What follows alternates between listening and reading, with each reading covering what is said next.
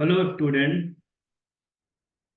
Physics olympiad में एक important exam होता है, इंडियन नेशनल फिजिक्स ओलंपियाड। जो स्टूडेंट एनएसईपी क्वालिफाई करते हैं, national standard exam in physics, वो इंडियन नेशनल फिजिक्स ओलंपियाड में अपियर हो सकते हैं। तो एनएसईपी जो है वो स्टेज 1 है फिजिक्स ओलंपियाड का। इंडियन नेशनल फिजिक्स ओलंपियाड ये स्टेज 2 है। जो स्टेज 1 है उसका लेवल जेई मेन के लेवल से थोड़ा प्लस रहता है और जेई एडवांस के आसपास जाता है। जो स्टेज 2 है इंडियन नेशनल फिजिक्स ओलंपियाड, इसका लेवल जेई एडवांस से थोड़ा सा प्लस हो जाता है, क्योंकि यह सब्जेक्टिव टाइप का पेपर होता है और इसमें चैलेंजिंग प्रॉब्लम डाले जाते हैं फिजिक्स के। लेकिन जो बच्चे जेई एडवांस की तैयारी कर रहे हैं, हम ऐसा मानते हैं कि उनको इंडियन नेशनल फिजिक्स ओलंपियाड के प्रॉब्लम्स को सॉल्व करना चाहिए, क्योंकि उनकी प्रैक्टिस करने से जेई एडवांस के पेपर में आपको हेल्प मिलती है। आपका कॉन्फिडेंस लेवल थोड़ा सा बढ़ता है। आज के इस वीडियो में मैं ऐसा ही एक प्रॉब्लम आपको दिखा रहा हूँ, जो कि इंडियन नेशनल फिजिक्स ओलंपियाड 2025 में आया था। रोटेशनल मैकेनिक्स का ये प्रॉब्लम है और इसका जो लेवल है वो जेई एडवांस के लेवल के जैसा ही है। तो सबसे पहले इस प्रॉब्लम को हम लोग पढ़ेंगे, उसके बाद इस प्रॉब्लम के सलूशन को हम लोग देखेंगे और देखेंगे कि किस तरह से ओलंपियाड लेवल का यह प्रॉब्लम जेई एडवांस के लेवल पर ही पूछा गया है।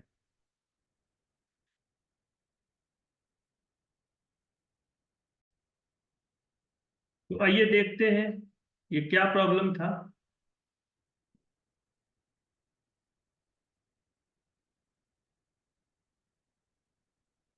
तो ये हमारा प्रॉब्लम है, इंडियन नेशनल फिजिक्स ओलंपियाड का प्रॉब्लम है ये। 2025 में पूछा गया था। इसको टाइटल दिया गया था द फ्लाईव्हील क्रॉनिकल। अब मैं आपको बताता हूँ एक बात। जो इंडियन नेशनल फिजिक्स ओलंपियाड का पेपर है, ये 75 मार्क्स का होता है और 180 मिनट्स का इसमें टाइम मिलता है। ये प्रॉब्लम 1 जो है ये 8 मार्क्स का था। तो अगर हम मिनट पर मार्क देखें कि एक नंबर के लिए कितने मिनट हैं, तो 180/75 और उसको 8 से मल्टीप्लाई कर दें, तो एक्सपेक्टेड टाइम जो इस सवाल को करने का था वो 19.2 मिनट या 20 मिनट के आसपास का टाइम माना गया। ये प्रॉब्लम, ये टाइम आप ले सकते हैं to solve this problem completely. इसमें कैलकुलेशन पार्ट भी था। तो आइए इस प्रॉब्लम को सबसे पहले पढ़ते हैं। द फ्लाईव्हील क्रॉनिकल, ये इसको नाम दिया गया था। In the following experiment we are interested in determining the moment of inertia of a flywheel. तो ये फ्लाईव्हील आप देख रहे हैं, ये फ्लाईव्हील है ब्लू कलर से, और ये एक एक्सिल के अबाउट रोटेट कर सकती है। The free ends of the axle in a flywheel assembly are placed inside grooves at both end. तो यहाँ पर ग्रूव्स बने होंगे, यहाँ पर ग्रूव्स बने होंगे, और ये जो एक्सिल है इन दोनों ग्रूव्स में फंसा हुआ है। और एक्सिल इसके अबाउट घूम सकता है, तो फ्लाईव्हील भी इसके अबाउट घूमेगी। The free ends of the axle in a flywheel assembly are placed inside grooves at both ends to rigid support provided on the wall. See diagram below. The diameter of the axle is 2.72 centimeter, small d. The total work done by the axle in overcoming the friction in the two grooves per rotation is W. अब ये कह रहा है कि axle जब घूमेगा तो groove का फ्रिक्शन लगेगा। उस फ्रिक्शन को ओवरकम करने के लिए जो वर्क डन पर रोटेशन है वो W है, फिक्स्ड वर्क है पर rotation. A massless string attached to a point mass m is wound tightly in n turns without overlap on the axle. तो आप देखिए ये स्ट्रिंग है, ये n नंबर ऑफ टर्न्स पे बाउंड की गई है एक्सेल के ऊपर। और इससे एक m मास का ब्लॉक हैंग कर रहा है। The string unwind from the axle without slipping, string खुलती है और एक्सिल घूमता है, नो स्लिपिंग रहता है। As the mass descend from an initial height h, तो मास इनिशियल हाइट h से नीचे आता है। The length of the string is adjusted such that when the mass just touches the floor, the string detaches from the axle. तो जब ये string घूम नीचे ब्लॉक नीचे आता है, स्ट्रिंग खुलती है, एक्सिल घूमता है, तो जिस समय ये ब्लॉक फ्लोर को हिट करता है उसी समय पर ये स्ट्रिंग एक्सिल से डिटैच हो जाती है। ये गिवन है। From the instant when the mass touches the floor, अब जैसे ही मास फ्लोर को टच करेगा स्ट्रिंग तो अलग हो गई। The flywheel continues to rotate adding another n number of rotations, capital N number of rotations, before coming to rest in time, capital T. The figure is not to scale. तो जब ये string अलग हो जाएगी axle से, axle घूमता रहेगा, flywheel घूमेगी और capital N number of rotations और हो जाएंगे। कैपिटल एन रोटेशंस के बाद ये फ्लाईव्हील रेस्ट पे आएगी। तो पहला सवाल था, derive an expression for the moment of inertia I of the flywheel in terms of small m, n, capital T and other known parameter.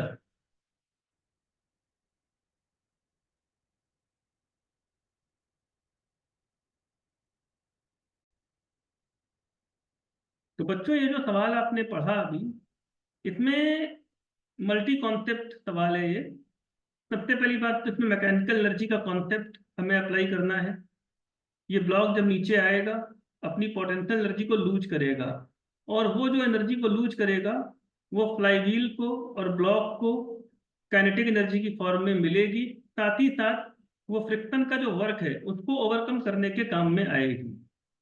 फिर इस सवाल में एक बात और दे रखी है कि वर्क डन अगेंस्ट फ्रिक्शन पर rotation is a constant W, वो W वैल्यू है। तो आफ्टर एवरी रोटेशन फ्रिक्शन के against W amount of energy का लॉस हो रहा है।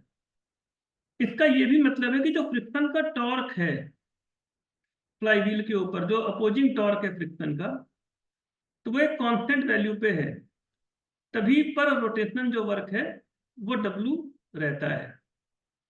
फिर जब ये ब्लॉक फ्लोर को हिट करेगा तो इसके पास कुछ काइनेटिक एनर्जी आ चुकी होगी और कुछ काइनेटिक एनर्जी फ्लाईव्हील के पास आ चुकी होगी। फिर ये गिवन है कि capital N number of rotation अभी और होंगे और फिर ये फ्लाईव्हील रेस्ट पे आएगी। इसका मतलब ये होगा कि जो फ्लाईव्हील के रोटेशनल काइनेटिक एनर्जी है वो अभी फर्दर फ्रिक्शन के अगेंस्ट लॉस होनी है। तो इन सारे कॉन्सेप्ट को अप्लाई करेंगे इस प्रॉब्लम में और फिर इस प्रॉब्लम को हम लोग सॉल्व करेंगे। तो आइए करते हैं इसको सॉल्व। तो आइए देखिए, ये इनिशियल कंडीशन है जिस समय पर ये ब्लॉक रेस्ट पे था और ब्लॉक ने फॉल करना स्टार्ट किया। अब ये ब्लॉक एच हाइट गिरता है और इसके एच हाइट गिरने के बाद इस ब्लॉक के पास कुछ वेलोसिटी आ जाती है v, और इस फ्लाईव्हील के पास कुछ एंगुलर वेलोसिटी आ जाती है ओमेगा। तो देखिए, ब्लॉक ने जो पोटेंशियल एनर्जी लूज की है वो है mgh। अब ये जो mgh की एनर्जी है ये कहाँ कहाँ पर जाएगी? एक तो ये ब्लॉक की काइनेटिक एनर्जी में कन्वर्ट होगी, दूसरा ये व्हील की काइनेटिक एनर्जी में भी कन्वर्ट होगी जो कि है हाफ आई ओमेगा स्क्वायर, और तीसरा क्योंकि small n number of rotation हो गए हैं और फ्रिक्शन के अगेंस्ट भी कुछ एनर्जी का लॉस हो रहा है और पर rotation W amount of energy का लॉस हो रहा है, तो N इंटू डब्ल्यू ये हो जाएगा total energy loss against friction. तो ब्लॉक ने जो पोटेंशियल एनर्जी लूज की थी mgh, वो ब्लॉक की kinetic energy half mv square, flywheel की kinetic energy half I omega square, और energy lost against friction N into W के बराबर होगी। फिर नो स्लिप कंडीशन की वजह से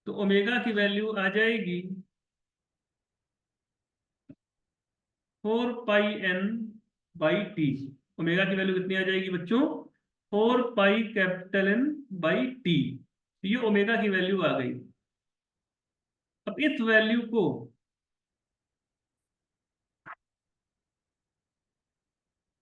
हम पुट कर सकते हैं इस इक्वेशन में। हम यहां पर इसको पुट कर सकते हैं। ठीक है जी। तो हम लोग लिखेंगे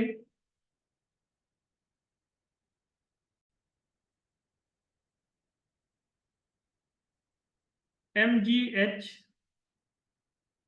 is half I omega square plus half m v square. तो हाफ एम वी स्क्वायर को लिख सकते हैं m/8 d² omega square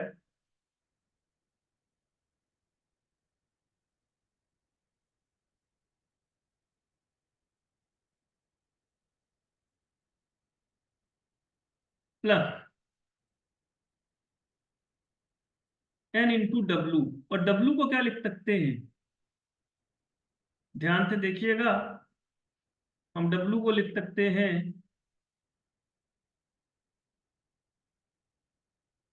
half I omega square by capital N। ये हो जाएगा w। w is half I omega square by capital N।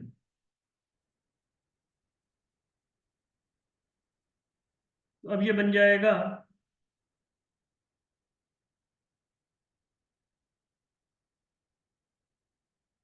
n/हाफ I omega square by capital N। तो अब ये क्या बनेगा बच्चों? देखिए ये बनेगा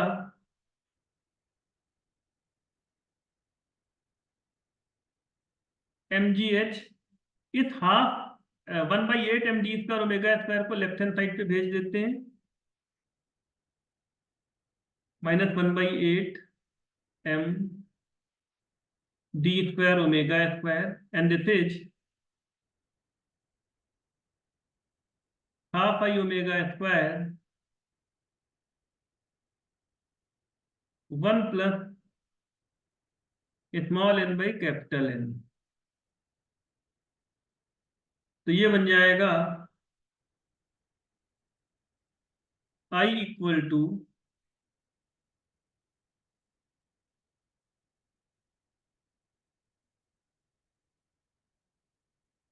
2mgh माइनस 1/4 md² अपॉन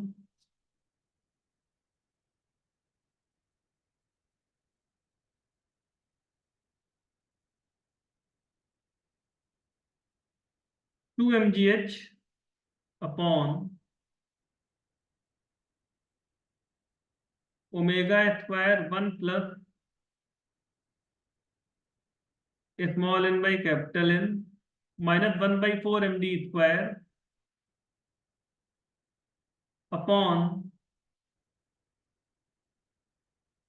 1 + n/कैपिटल N।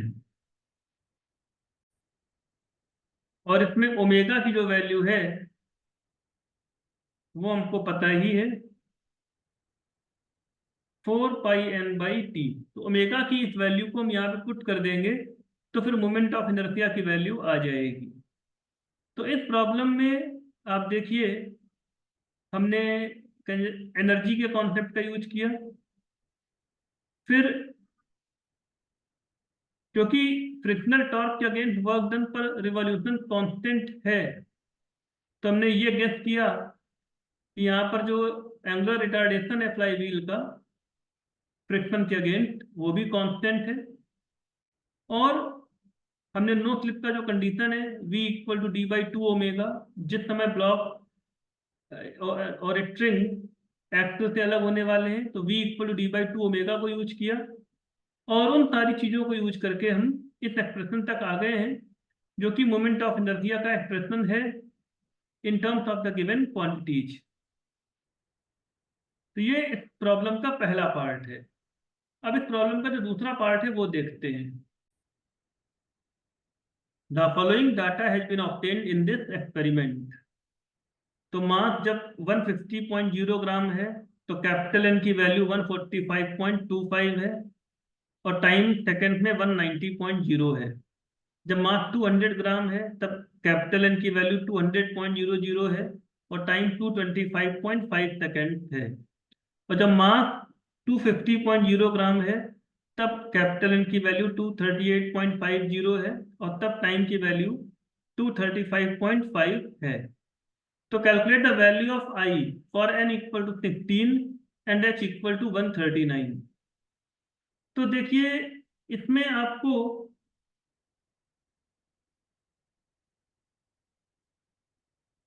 जो हमने एक्सप्रेशन बनाया है I equal to 2mgh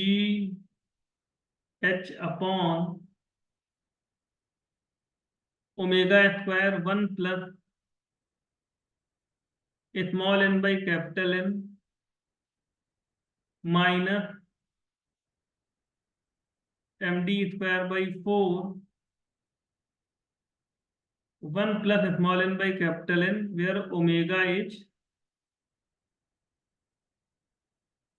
4 pi n by T.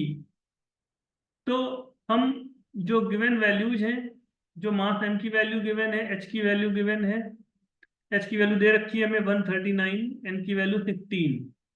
तो जो वैल्यूज गिवन है उन सबको पुट करेंगे और हम लोग मोमेंट ऑफ इनर्शिया की जो वैल्यूज हैं वो तीनों सेट के लिए, जैसे मान लीजिए इस सेट ऑफ वैल्यूज के लिए I1 है, इस सेट ऑफ वैल्यूज के लिए I2 है और इस सेट ऑफ वैल्यूज के लिए I3 है, तो उसको हम कैलकुलेट करेंगे।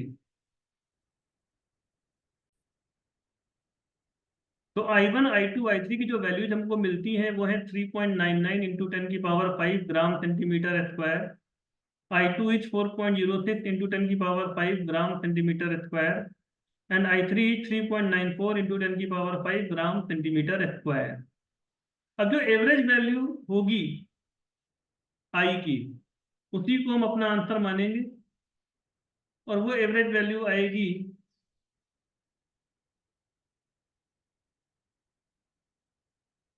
कैसे आएगी, I1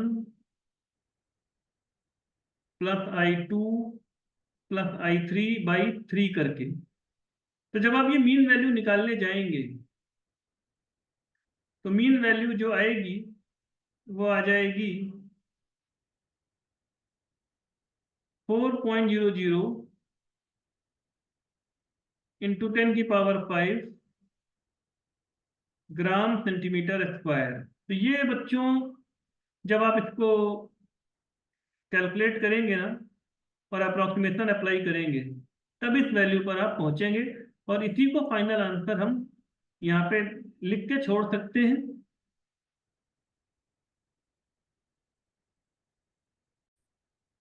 तो स्टूडेंट्स आई होप कि ये जो सोल्यूशन मैंने आपको एक्सप्लेन किया है और ये जो प्रॉब्लम मैंने करवाई है ये प्रॉब्लम आपको आ गई होगी समझ में। अब देखिए इसका जो लेवल है वो बिल्कुल जेई एडवांस के लेवल के सिमिलर है। तो सबसे पहली बात तो यही बोलूँगा कि जो INPHO के सिलेक्टेड प्रॉब्लम्स हैं वो आप प्रैक्टिस कर सकते हैं फॉर जेई एडवांस आल्सो, यानी जिन बच्चों को ओलंपियाड नहीं भी लेना देना है वो भी जेई एडवांस के पॉइंट ऑफ व्यू से INPHO के प्रॉब्लम्स की प्रैक्टिस कर सकते हैं। सेकेंडली, इसका जो पार्ट ए था वो तो बिल्कुल जेई एडवांस के लेवल पर ही था। जो पार्ट बी था वो थोड़ा कैलकुलेशन पार्ट था, उसमें थोड़ा एक्सपेरिमेंटल डाटा दिया हुआ था। लेकिन अगर आप जेई एडवांस 2026 का भी पेपर देखें उसमें भी जो सवाल रोटेशन पे आए हैं तो पेपर 2 के जो आखिरी 2 सवाल थे उनमें बहुत सारा कैलकुलेशन था, इनफैक्ट कैलकुलेशन ही था। तो जेई एडवांस के पेपर में भी कैलकुलेशन बेस्ड प्रॉब्लम तो आ ही रहे हैं। तो इन INPHO के पेपर में यदि कैलकुलेशन बेस्ड सवाल है तो उस सवाल को भी आपको करना चाहिए, क्योंकि कैलकुलेशंस को करने के लिए पेशेंस चाहिए होती है और पेशेंस जो है वो जब आप कैलकुलेशन करते हो तभी डेवलप होता है। तो मैं आप लोगों से यही बोलूँगा कि INPHO के सिलेक्टेड प्रॉब्लम्स को आप डेफिनेटली ट्राई करें अपने आप सॉल्व करें जेई एडवांस के पॉइंट ऑफ व्यू से। और ऐसे ही और प्रॉब्लम मैं अपने चैनल पे कराते रहूँगा। आप लोगों से कहना ये है कि आप लोग पहले प्रॉब्लम को पढ़िए, खुद ट्राई करिए, फिर यदि नहीं होता है तो आप हमारा सोल्यूशन देखिए। साथ ही साथ अगर आपको लगता है कि आपके पास कोई अल्टरनेटिव सोल्यूशन है या फिर कोई बेटर सोल्यूशन आपके पास है, तो उस सोल्यूशन को आप मेरे साथ शेयर कर सकते हैं। उसमें कोई चीज़ पूछनी हो वो सही है या नहीं सही है, इस बारे में भी आप हमसे बात कर सकते हैं। और आप देखिएगा हमारा जो कांटेक्ट डिटेल्स हैं और कहाँ पे आप हमको मिल सकते हैं, वो सारा वीडियो के एंड में अभी दिया हुआ रहेगा। तो बच्चों, पढ़ाई करते रहिए। All the best.